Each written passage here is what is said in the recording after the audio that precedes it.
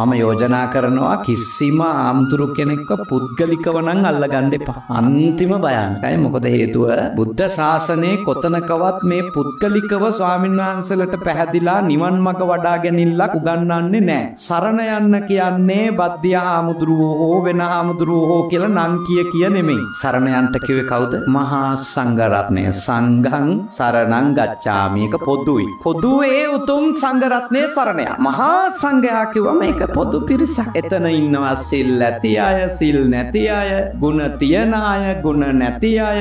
නේද? භාග්‍යවතුන් වහන්සේ දේශනා කරන්නේ මහා සංඝයා නියෝජනය කරනවා තාශාව කණ්ඨකයෝ. කරේ නූල් පොටක් නේ, කහ පාට රෙදි කඩක් ඔය මොකක් හරි තියනවා වෙන්න පුළුවන්. ඒගොල්ලොත් මහා සංඝයා නියෝජනය කරනවා. ඒක අපේ ප්‍රශ්නයක් කරගන්නේ. මොකද අපේ ශ්‍රද්ධාව ආරම්භ වෙන්නේ තථාගත ලෞතුරා බුදුරජාණන් වහන්සේගෙන් නිසා. එන කිසිම කෙනෙක් පුද්ගලිකව ගන්න යන්න එපා. එතකොට වෙන්නේ පැහැදීමට වඩා වැඩි වෙන්නේ මොකක්ද? මේ වගේ කාලවල පැහැදීම් ඇති වෙනවට වඩා කලකිරීම ඇති වෙන්න තියෙන ඉඩකඩ බොහෝම වැඩි. නම් මම යෝජනා කරනවා කිනම් සායනහන්සේගෙන් ධර්ම ශ්‍රවණය කළත් ඔබ පහදින්නට ඕනේ. ඔබේ ශ්‍රද්ධාව ඇති වෙන්න ඕනේ. තථාගත ලෞතුරා බුදු පියාණන් වහන්සේගේ ගුණය ගැන, උතුම් නුවණ ගැන. එතකොට ඉතින් ධර්මය ගැන පැහැදුනා වෙනවා, සංඝ රත්නය ගැන පැහැදුනා වෙනවා.